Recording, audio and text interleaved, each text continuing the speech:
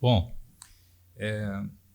há 4 semanas a gente já vem fazendo, desde o mês passado, desde o primeiro domingo de outubro, a gente vem fazendo uma série de exposições em função do mês de outubro, ser o mês que a gente comemora a Reforma Protestante, esse grande passo da humanidade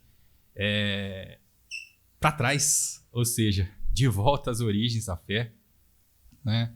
E nós temos trazido mensagens dentro desse tema que trabalha a Reforma Protestante, celebrando ali o que já aconteceu há mais de 500 anos, né? E nos lembrando daquilo que deve ser lembrado ainda hoje, né? Deve ser trabalhado em combate a toda sorte de heresias e também distorções, combatendo todas as distorções da palavra de Deus que uma vez nos foi confiada. E ficou na minha responsabilidade estar trabalhando com os irmãos, então, trazendo para os irmãos a mensagem do último sola, soli deo glória, ou a glória somente a Deus. De todos os 5 solas, a gente está finalizando, então, essa série de exposições na primeira semana de novembro, visto que são 5 mensagens. E hoje, então, a gente vai estar refletindo nessa última exposição da palavra de Deus, temática. E para isso eu peço aos irmãos que vocês estejam abrindo a Bíblia, então, Romanos, a carta aos Romanos, no capítulo 11. O último verso do capítulo 11 vai dizer assim: porque dele, por meio dele e para ele são todas as coisas, a ele, pois, a glória eternamente. Amém? Eu vou ler novamente. Leia junto comigo. Vamos ler juntos. Porque dele, por meio dele e para ele são todas as coisas. A ele, pois, a glória eternamente. Amém. Amém. Vamos orar, meus irmãos. Senhor Deus, Pai, muito obrigado, Senhor. Obrigado pelo dom da vida. Obrigado pelas Escrituras, Deus. Obrigado pela fé, Senhor. Obrigado, Deus, pela Tua graça que nos alcançou onde nós não merecíamos. Obrigado, Deus, por Jesus Cristo, por ter enviado Ele para nos salvar. A Ti rendemos toda a glória, Senhor, porque o Senhor é digno disso. Ao Senhor Jesus, nós bendizemos o santo nome. Seja exaltado e glorificado mais uma vez, Senhor. Em nome de Jesus. Amém. Amém. Bom, meus irmãos, quando nós resgatamos alguns lemas da Reforma, nós não estamos simplesmente, como vocês viram, resgatando algo que é antigo ou apelando para aquilo que é histórico meramente. Nós estamos usando, na verdade, um princípio ali para a gente voltar àquilo que era o padrão. Quando a gente fala de reforma, a gente está falando, na verdade, não de criar algo novo, não de transformar ou revolucionar aquilo que já existe. Mas se a gente for mais sistemático quanto ao termo, a reforma, dentro do contexto da reforma protestante, faz alusão a algo contrário. A reforma, na verdade, é um retorno ao padrão, é um retorno àquele modelo da fé correto. Então, a reforma não tem só a ver com o resgate do antigo, mas voltar ao plano original, vamos dizer assim. Não é um retrocesso. Dar esse passo atrás que eu disse aqui ao abrir essa mensagem na verdade, um avanço no sentido de restaurar aquilo que foi perdido. Os 5 solas, eles são lemas que surgiram na época da Reforma, mas alguns historiadores falam que, na verdade, dito na época da Reforma mesmo, foram só 2 ou 3 desses solas. E eles foram proferidos posteriormente pela igreja, né? Não especificamente os 5 solas pelos reformadores. Mas esses 5 lemas, então, em latim, eles viraram um bom resumo da fé, do pensamento, né, bíblico da igreja primitiva.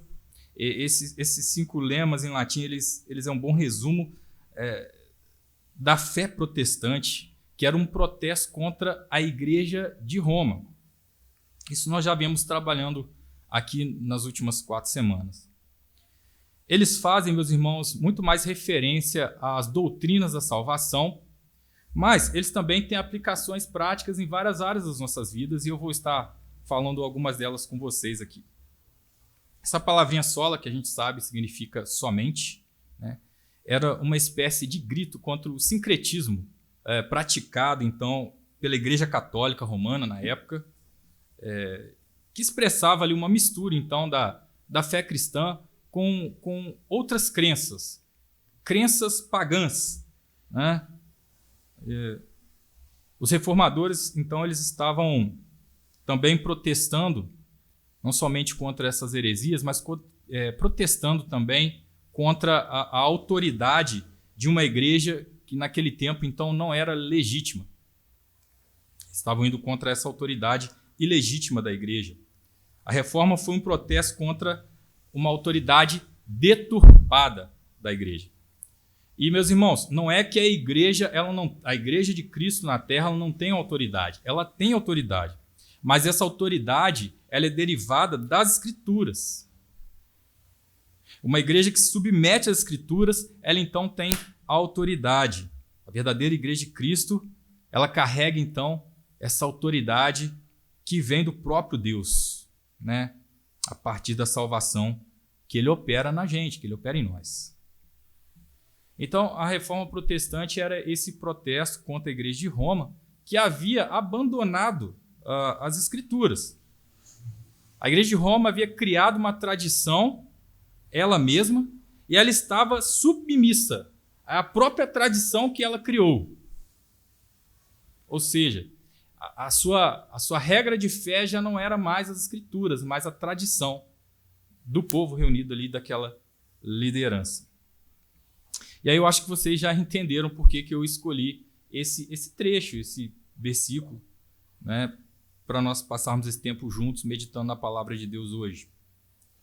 A primeira metade desse versículo, ele é uma teologia que vai exaltar a Deus. Se a gente dividir esse versículo em duas partes, a primeira parte é uma parte que exalta a Deus. A segunda parte é uma doxologia, ou seja, doxologia é aquela palavra de profissão de enaltecer, de exaltar, de louvar a Deus. E é apenas a primeira metade deste verso que a gente leu que pode produzir, então, a segunda metade. É apenas uma teologia que exalta a Deus que pode provocar, então, uma doxologia, uma verdadeira louvor a Deus, erupção de louvor ali. Se você não estiver inteiramente ali na primeira parte, compactuando com o que a primeira metade desse verso diz, você não vai ser capaz de percorrer toda a extensão e então dar glória a Deus, como nós vemos na segunda parte desse versículo. Então vamos lá, vamos retornar a tudo que a gente tem trabalhado nas primeiras semanas para a gente finalizar hoje. Nós estamos no quinto e último solo da reforma. Eu gostaria de começar fazendo uma ilustração. Eu proponho aos irmãos que vocês comecem a imaginar um imóvel antigo, né? Toda construção ela tem ali um alicerce, que é a fundação deste imóvel, né? Tudo numa construção se estabelece em cima deste alicerce, se estriba em cima deste alicerce.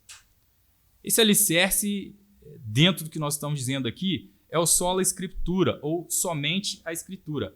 Esse é o nosso alicerce do nosso imóvel. Somente a escritura. Não a escritura mais a tradição. Não a escritura e os concílios eclesiásticos. Não a escritura qualquer outra coisa. Não. Somente as escrituras é que tudo repousa e se apoia. Apenas na escritura este imóvel está apoiado e sustentado. O sola escritura defende que a autoridade de Deus, ela não está na tradição da igreja.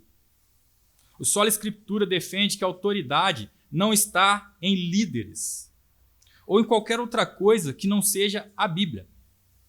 Isso é o sola escritura.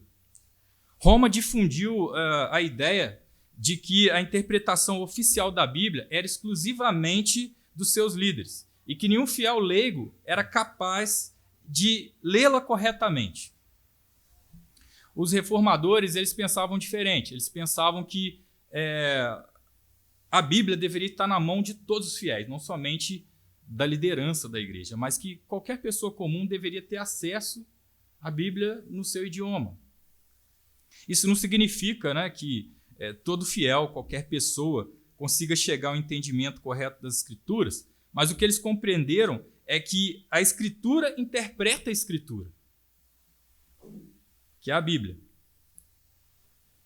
E eles entenderam que a Bíblia é a única regra de fé e prática dos filhos de Deus, daqueles que buscam a Deus, daqueles que intentam se encontrar com Deus.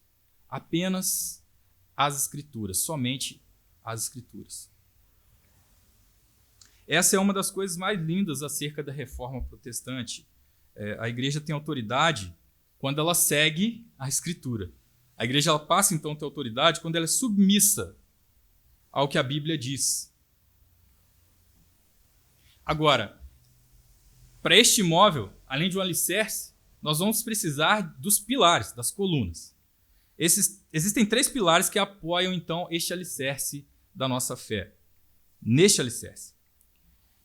Eles são a definição perfeita do que é o Evangelho.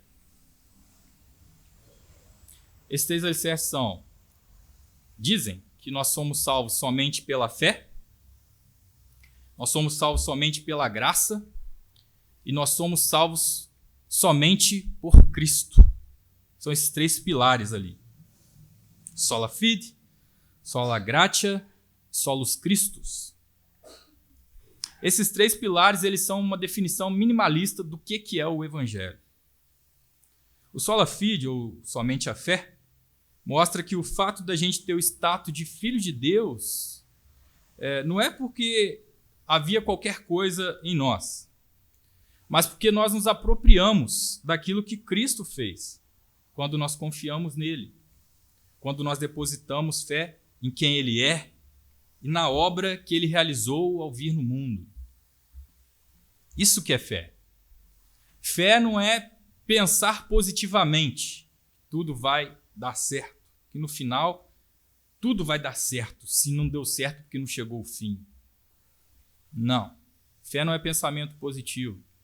Fé não é desejar com muita vontade, com muita força que algo aconteça e isso vai acontecer. Também isso não é fé. Fé é a plena confiança nas Escrituras, no que ela diz acerca de Deus, no que ela diz sobre o que Deus está fazendo no mundo. A fé que nos foi revelada é aquela que nos mostra o drama da queda do homem e todo o enredo da salvação. Isso é fé.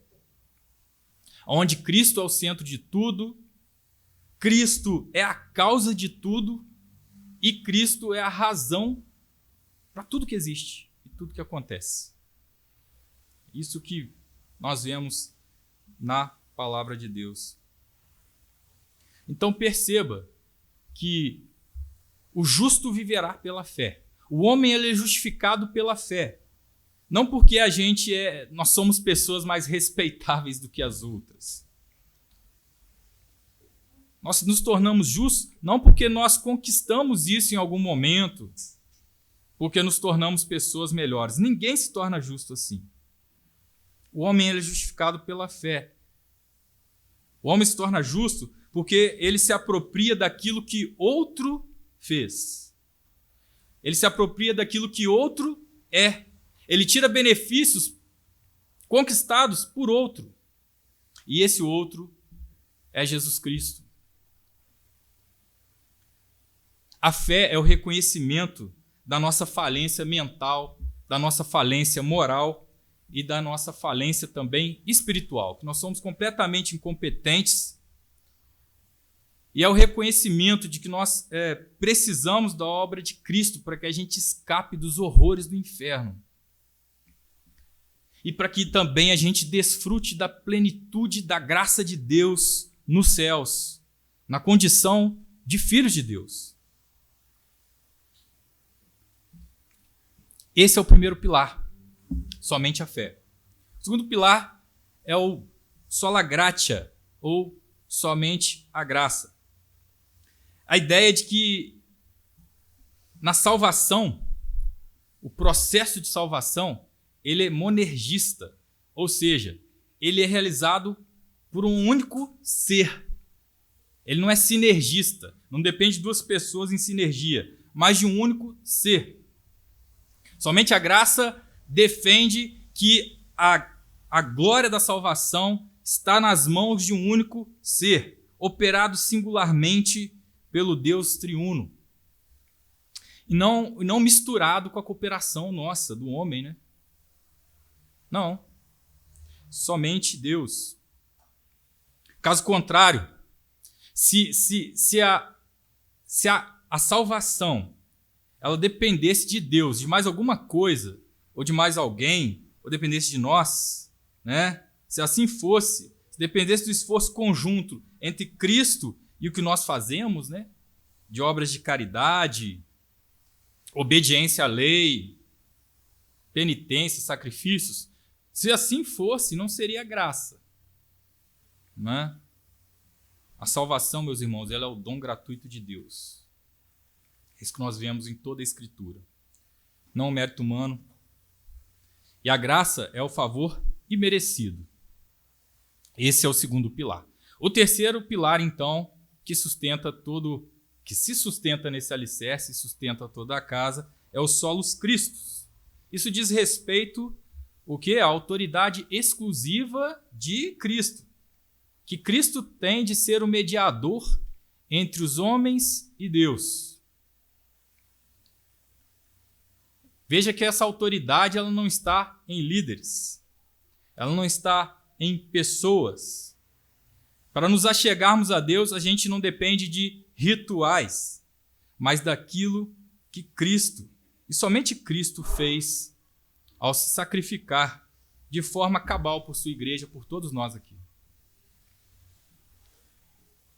Então, ao proclamarem corajosamente somente Cristo, os reformadores eles estavam indo contra todo um sistema pagão, manipulador, que estava dentro da igreja de Roma, onde a confiança era depositada em figuras religiosas, ora na intercessão de Maria, ora na intercessão dos santos, ora na devoção a objetos religiosos, ora o uso de sacerdotes como intermediários entre o homem e Cristo primeiro, para depois se chegar a Deus. Então os reformadores eles estavam indo contra tudo isso. Portanto, o que está encapsulado então em solus Christus é o rompimento com o sacerdócio papal, né? E com a ideia de que nós precisamos de intermediários para chegar primeiro a Cristo, né? E só depois então a gente conseguir nos aproximar de Deus, nos achegar a Deus. Pelo contrário, meus irmãos, a reforma ela falou acerca do sacerdócio universal dos crentes, onde todo aquele que é remido por Jesus tem condições de se aproximar de Jesus, que nos leva, então, a Deus. Aquele que é remido por Cristo pode se aproximar de Deus através desse Redentor. Por quê? Porque Jesus é o verdadeiro e único mediador entre Deus e os homens, sem precisar da intermediação de mais ninguém ou qualquer coisa. O Evangelho, então, ele é somente a fé. O Evangelho, ele é somente a graça, somente Cristo. Aí está, meus irmãos. Agora, quando esse alicerce, que é somente a Escritura, está no seu lugar, e quando esses três pilares que eu disse aqui estão apoiados firmemente nesse alicerce, então a linha deles apontam diretamente para cima. Aponta diretamente para as alturas do céu. E então ele dá sola gratia, só lhe deu glória. Glória somente a Deus. E é aí que nós chegamos a este versículo. Então nós precisamos entender que se houver algum problema no alicerce, no somente a Escritura, confiança na suficiência e na infalibilidade da Escritura, tudo isso vai desmoronar. Se tiver algum problema no alicerce, não há glória somente a Deus. Se o alicerce estiver no lugar, mas se houver alguma rachadura em qualquer um dos três pilares, qualquer rachadura em um desses três pilares, também esse edifício ele vai desabar. É somente quando só a Escritura é uma base sólida para que tudo que nós acreditamos, pregamos, ensinamos, e quando os três pilares estão no lugar, que aí então a glória é dada somente a Deus. Só lhe deu glória. Portanto, eu quero ver esse versículo com vocês e analisá-lo ali. Nós vamos dividi-lo ao meio, em duas partes. E logo na primeira metade, já nos deparamos com declarações que exaltam a Deus. Declarações que mostram uma fé profunda e enraizada nas verdades acerca de Deus. O apóstolo Paulo ele começa esse versículo, que é um bom resumo dos 11 primeiros capítulos de Romanos, carta aos Romanos. Ele começa dizendo assim, porque dele, e óbvio que ele está falando de Deus, ele começa dizendo, porque dele, por meio dele e para ele são todas as coisas. Primeira metade desse verso que nós lemos. Agora vejam, meus irmãos, nada no universo está fora dessas três frases proposicionais. Nada. Essa é a declaração mais abrangente e compreensiva dentro e fora da Bíblia. Aqui está todo o universo nessas três proposições. Aqui está toda a história do mundo.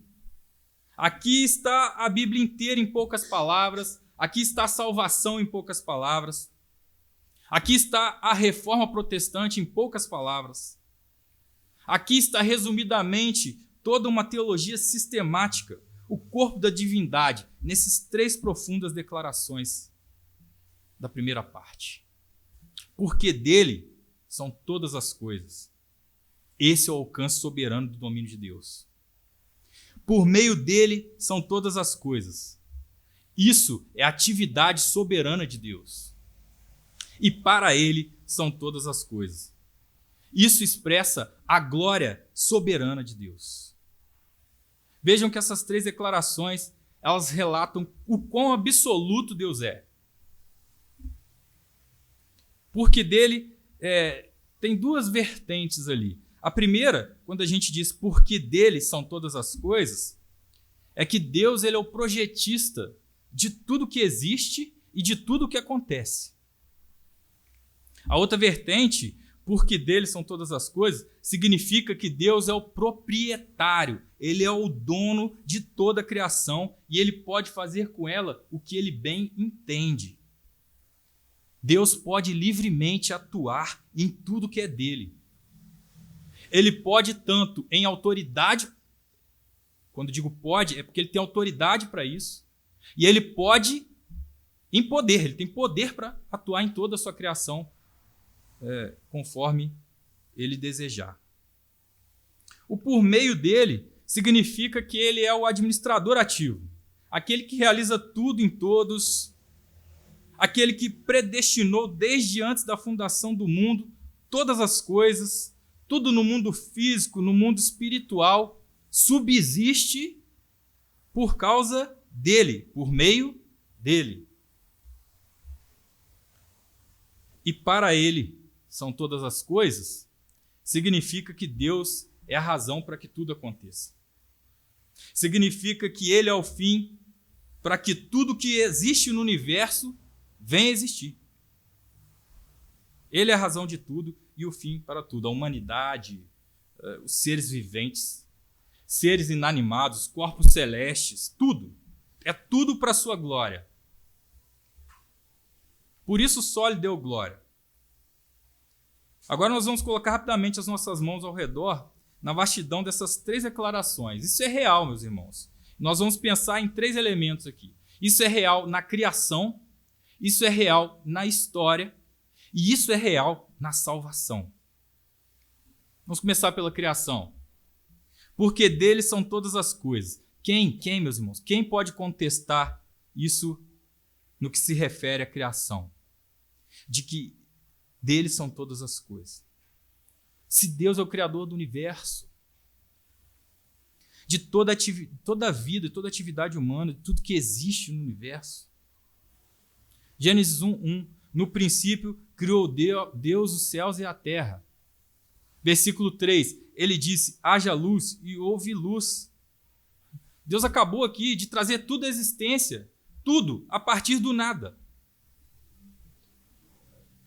E foi segundo o projeto anterior de Deus, já que ele projetou perfeitamente todo o sistema solar, os planetas, o planeta que a gente vive em especial. Deus planejou exatamente onde as montanhas estariam, exatamente onde seriam as linhas costeiras, onde os rios fluiriam. Deus projetou tudo, todos os planetas no espaço sideral, a rotação, a velocidade desses planetas, foi tudo Deus. Não existe nada que Deus não tenha sido o Criador, nada. Ele é o Criador incriado de tudo que existe, tudo que se possa conhecer. Não existe nada que Deus não seja o Criador. Em segundo lugar, por meio dele. Ele é também o Criador, mas por meio dele significa que ele é o sustentador de toda essa criação, de toda essa beleza, essa infinitude de coisas que existe no universo. Ele sustenta cada uma delas. Desde a vida de uma criança, de um pássaro, as plantas, os elementos, as estrelas, tudo. Tudo é sustentado por ele. Ele é aquele que mantém tudo junto no seu devido lugar. É aquele que está governando acima de toda a criação. Ele é aquele que define o clima, que decreta as ocorrências de erupções de vulcões, decreta maremotos, terremotos, chuvas, tornados, tudo mais. É tudo por meio dele na criação. Em Colossenses 1,17 diz isso. Diz assim, nele tudo subsiste. Se Deus algum dia ele deixasse o universo ao acaso, tem gente que acha que o universo veio ao acaso. Se Deus, depois de criar todo o universo, se ele deixasse o universo ao acaso, tudo se desgovernaria, tudo deixaria de existir, seria um caos, de acordo com esse verso, pois nele tudo subsiste, Colossenses 1,17. E em terceiro lugar, ele tem o mundo inteiro em suas mãos, porque é tudo para ele. Toda a criação exibe a glória de Deus. Salmo 19:1, que é um dos que a gente mais usa, os céus proclamam a glória de Deus. João Calvino, ele vai dizer que toda a criação é apenas um teatro para Deus, para exibir a grandeza de quem ele é. Toda a criação. É dele, por ele e para ele. E não somente na criação, meus irmãos, também isso é verdade na história e na providência, né? A Bíblia ensina que antes da fundação do mundo, bem antes da fundação do mundo, Deus foi o autor de tudo, dos seus decretos eternos. Em Efésios 1:11, diz que fomos também feitos herança, predestinados segundo o seu propósito, que faz todas as coisas conforme o conselho da sua vontade. Eu vou repetir. Fomos também feitos herança, predestinados segundo o seu propósito. Ouçam isso agora, meus irmãos. Que faz todas as coisas conforme o conselho da sua vontade. R.C. Sproul, ele diz, não existem moléculas independentes de Deus no universo.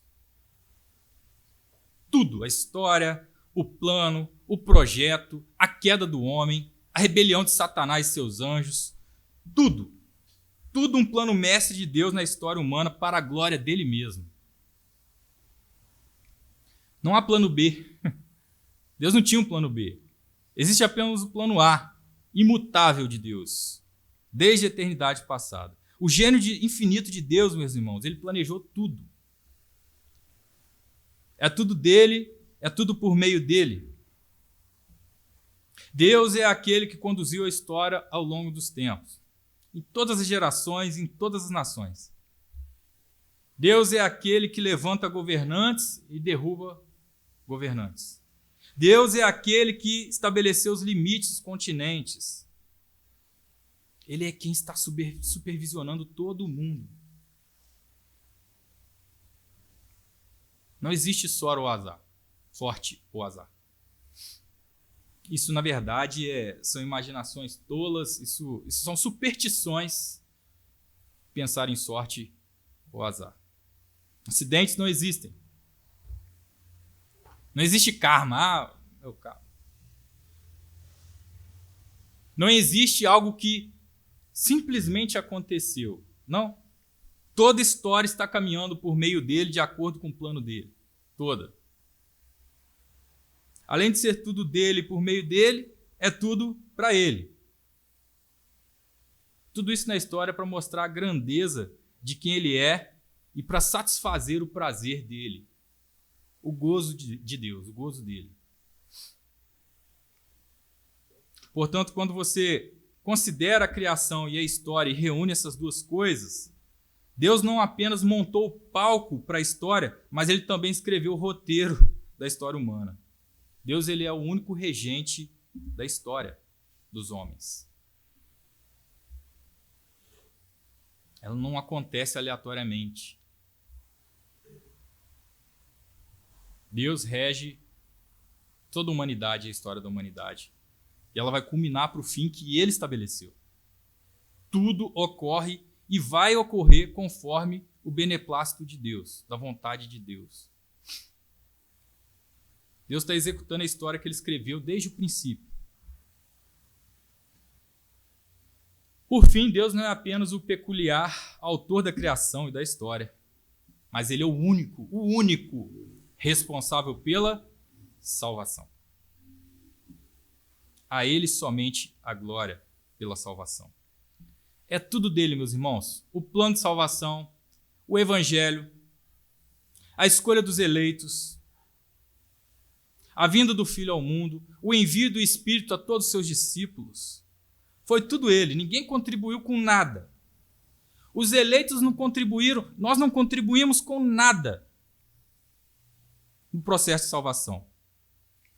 Nosso único envolvimento na história foi um envolvimento miserável e negativo, que foi com o pecado. A gente pecou. Né? Essa foi a nossa contribuição. Maligna. Mas que Deus gloriosamente colocou o Senhor Jesus Cristo em nosso lugar para nos livrar ali dos tormentos do inferno. É tudo dele. A fé salvífica, aquela fé para a salvação, o arrependimento, é Deus quem coloca na gente, a Bíblia diz. É Deus quem nos conduz ao arrependimento. O novo nascimento, tudo vem de Deus. Quem poderia ir contra isso? Quem? É tudo por sua vontade soberana. Tudo que ele planejou na eternidade passada e que ele está realizando agora. Deus, meus irmãos, ele designou a hora em que vocês nasceriam. Deus designou quem seriam os seus pais. Deus, ele nomeou qual que seria o gênero de vocês, o QI, o temperamento, aonde vocês nasceriam, onde vocês iriam crescer. Foi Deus quem decidiu quem cresceria do seu lado, quem seriam seus professores, quem seriam as amizades que iriam te influenciar sua vida, quem iria apresentar o evangelho para você a primeira vez. Deus, ele designou, realizou a obra no momento exato em que vocês ouviriam o Evangelho, o momento que vocês estariam prontos para receber e crer o Evangelho. Foi Deus. Todas as coisas por meio dele. Foi ele quem abriu seus olhos cegos espiritualmente para enxergar o que vocês não queriam e não podiam enxergar anteriormente. Foi ele que abriu seus ouvidos para que vocês pudessem ouvir a voz do pastor, o seu verdadeiro pastor chamando para a vida. Foi ele que abriu seus olhos quando vocês ainda eram teimosos e obstinados de coração. Foi ele que quebrantou seus corações, tirou o coração de pedra que estava espiritualmente morto, indiferente a ele aí dentro de você. Ele é aquele que lhes deu um coração de carne, um coração vivificado por ele mesmo. Foi Deus que colocou o Espírito Santo dentro de vocês. Foi você que achou o Espírito Santo e o tomou para si. Foi ele que escreveu a palavra de Deus na tábua dos seus corações e os faz refletir nela, temê-la, amá-la, desejá-la. Quando você obedece os mandamentos de Deus, é Ele que faz você obedecer Ele. É Ele. É por isso que só lhe deu glória significa glória somente a Deus. Todas as coisas são obra dele. Tudo na salvação. É tudo para Ele. Ele é a razão mais elevada. Ele é o propósito de tudo. A fé centrada em Deus, que exalta Ele, é aquela que dá glória somente a Ele. Esta é a fé centrada em Deus. E qualquer coisa, por menor que seja, que a gente extraia dele e atribua ao homem, atribua a nós. Não, mas espera aí, mas eu criei, eu que quis crer. Foi o meu livre-arbítrio. Você jamais escolheria Deus pelo seu livre-arbítrio. Seu livre-arbítrio vai dizer sempre não para Deus. Foi o Espírito Santo que soprou, ele sopra onde quer. Ninguém sabe de onde que ele vem, nem para onde que ele vai. Qualquer tentativa de atribuir a você parte do processo de salvação, isso impede que a glória seja dada somente a Deus. Ao fazer isso, você está tentando ganhar algum crédito pela sua salvação. Algum crédito pelo que você tem hoje, pelo que você é hoje. Você está tentando trazer para si. Pergunte a uma pessoa que acredita no livre-arbítrio por que ela creu e outra pessoa não. No final das contas, ela vai ter que falar porque eu sou melhor do que o outro. Isso não é graça. Isso é meritocracia. A Bíblia não fala disso. Sabe quantas vezes aparece a palavra livre-arbítrio nas Escrituras? Nenhuma. Sabe quantas vezes aparece que Deus elegeu, predestinou, chamou, soberanamente salvou? Centenas. Quando você disse sim, porque o Espírito Santo te convenceu. Deus, no seu plano eterno, ele te elegeu. Não porque ele viu alguma coisa em você. A presciência de Deus.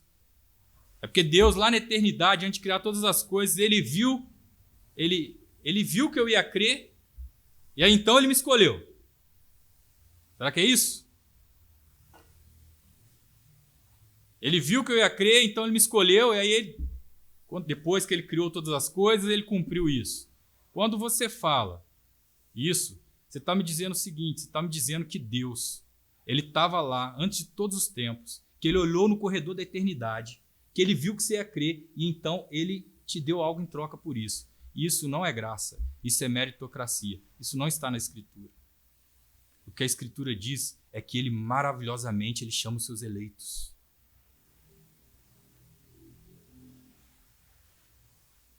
Não havia nada em nós que nos fazia merecer ou fazer parte dos créditos dessa salvação. Toda a glória a Deus, somente a Deus, pela nossa salvação. Caso contrário, você está tentando receber algum crédito por ela.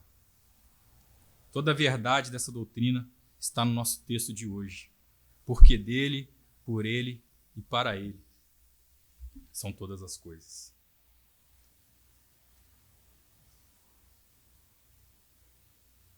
É apenas a fé nessas verdades absolutas que foram ditas aqui que é capaz de produzir a segunda metade, então, do versículo dessa noite.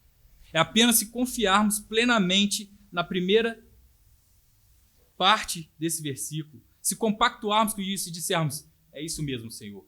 Tudo vem do Senhor. Tudo, toda a responsabilidade pela salvação de um homem, por tudo que acontece no mundo, é do Senhor. É somente se você confessar isso, você professar isso, que você será capaz de produzir, então, a segunda metade desse versículo. Até que você aceite a primeira metade desse versículo, você deve ficar no modo mudo ali. Enquanto você não reconhece e aceita essas verdades, que são explicitamente reveladas nas Escrituras, você não vai ser capaz de dar louvor e glória a Deus em toda a sua plenitude. Até que isso encontre lugar no seu coração, ilumine todo o seu ser, você não vai conseguir. A última metade, então, desse versículo diz que é uma doxologia que exalta a Deus. Diz assim o versículo: a ele, pois, a glória eternamente. Amém.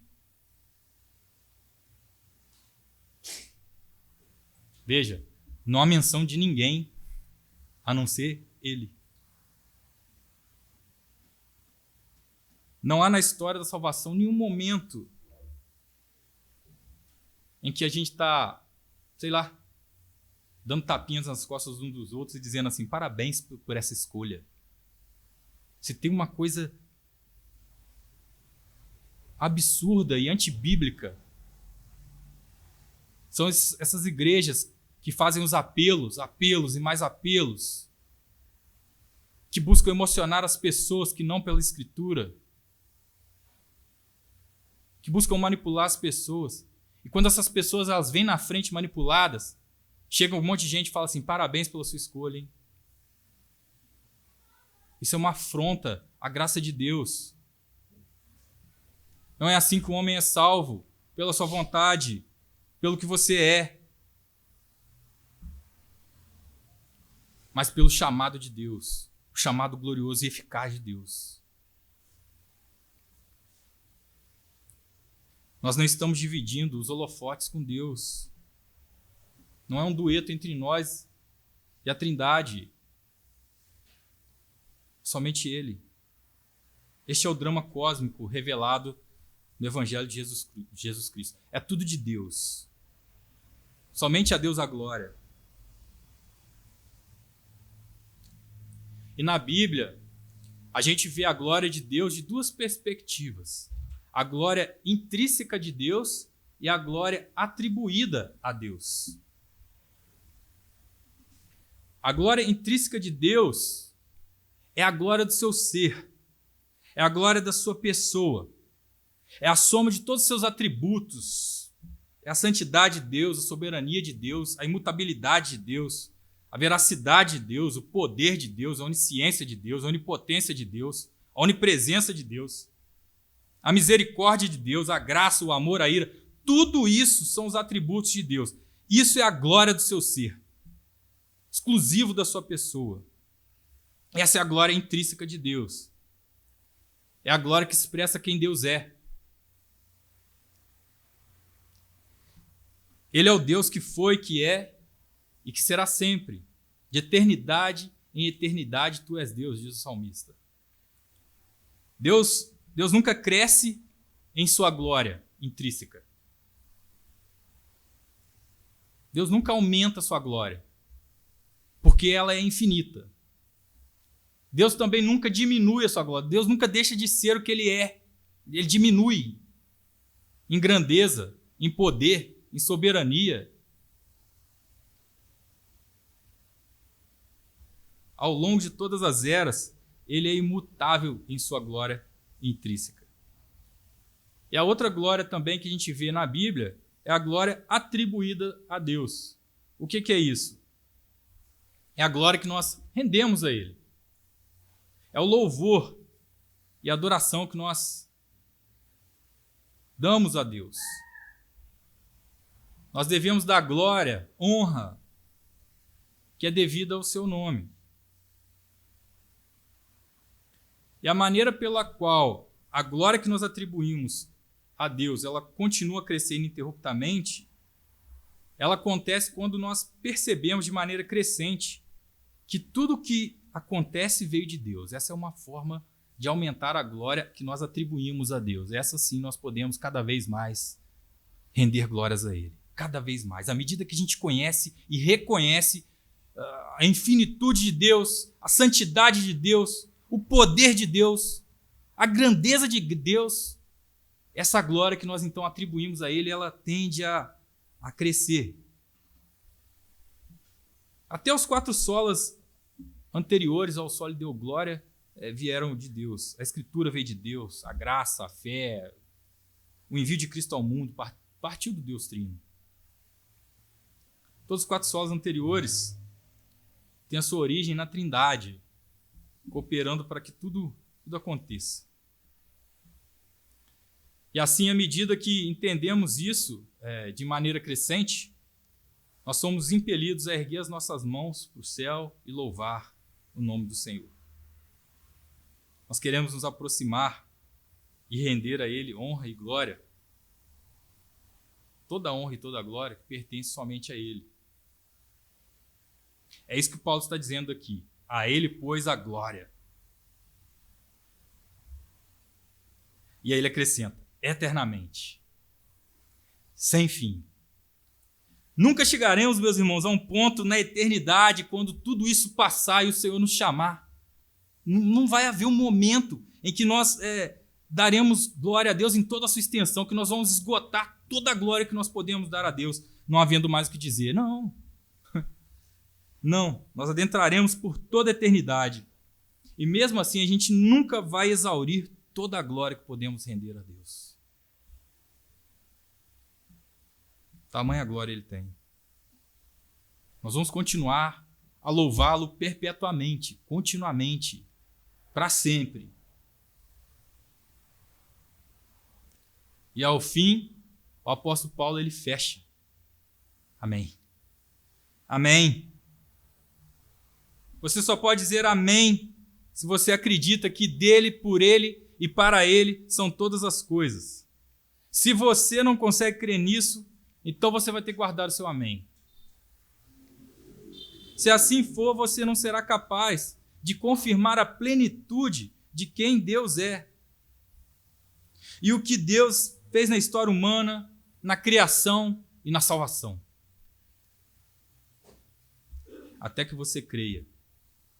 Dele, por meio dele e para ele são todas as coisas. Mas se você crê nisso, para todos nós que cremos nisso, então nós damos a mais alta e retumbante confirmação disso, declarando amém, do fundo do nosso coração, amém, amém.